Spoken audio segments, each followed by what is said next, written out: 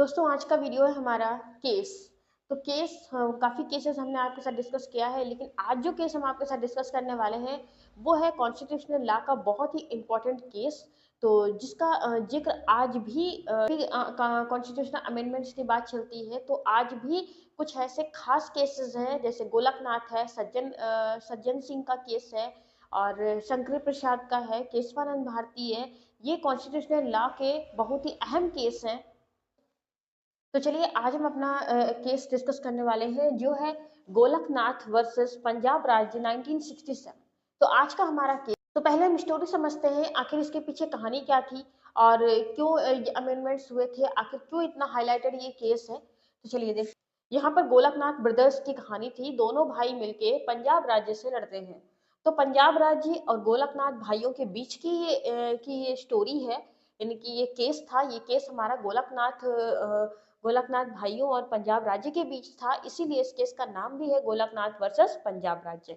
तो जैसा कि आप जानते हैं, जब देश आजाद हुआ तो उसके बाद लैंड रिफॉर्मेशन एक्ट चल रहा था, यानी कि जिनके पास भूमि कम थी उनकी, जिनके पास ज्यादा थी उनसे लेकर के दी जा रही थी।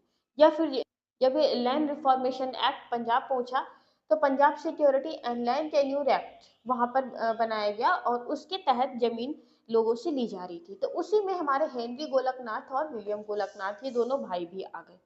तो इनके पास 500 एकड़ जमीन थी। इनसे कहा गया कि आपको 30-40 एकड़ जमीन अपने पास रखनी होगी, उसी में आप गुजर बसर करिए और अतिरिक्त भूमि आपसे ले ली जाएगी। तो ये चीज उन्हें गंवारा नहीं किया, क्योंकि किसी के पास भी जब इतनी ज्यादा भूमि होगी और उससे ली जाएगी तो उससे बिल्कुल भी अच्छा नहीं लगेगा। तो इस तरह से गोलकनाथ भाइयों को आ गया गुस्सा, और उन्होंने बात गई कोर्ट में। उन्होंने कोर्ट में याचिका दायर की। जब उन्होंने याचिका दायर की तो कोर्ट ने Punjab security and land tenure act के तहत, Punjab security and land tenure act के तहत उनकी जमीन ले ली।